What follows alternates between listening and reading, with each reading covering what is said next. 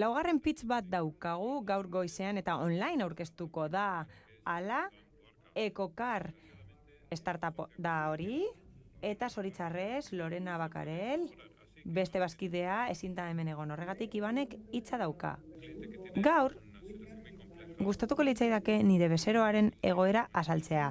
Gure bezeroak bere ontzien tamaina murriztu behar zuen, bere flotaren tamaina. Horregatik, sistema operatibo guztiak aldatu behar izan ditugu gure bezeroak. Baina nola ase ditzake ibilgailu elektrikoen floten premia guztiak? Oso konplexua da kontua eta gainera ez dauka tresna nahikorik. Baina, noiz karga daitezke ibilgailuak? Non?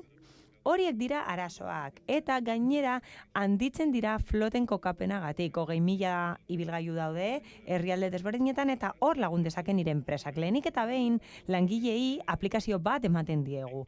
Hala?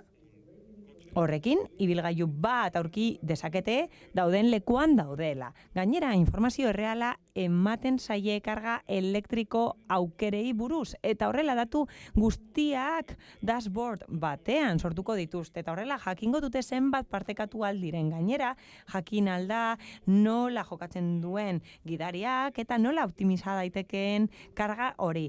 Hala, nire bezeroa Ruben lasaiago dago badakielako, zerbitzu maila honi esker, bere kostuak murriztu aldituela, eta gainera badauka informazio nahikoa elektribizatzeko.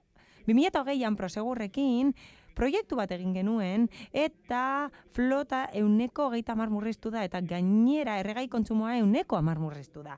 Orain, hilean, 2 milioi euro aurrez daitezke. Hori da potentziala. Horregatik mesedez jar zaitezte harremanetan gurekin. Hau da nire telefono zenbakia. Mila esker Iban, oso interesgarria. Eskerrik asko, esan bezala.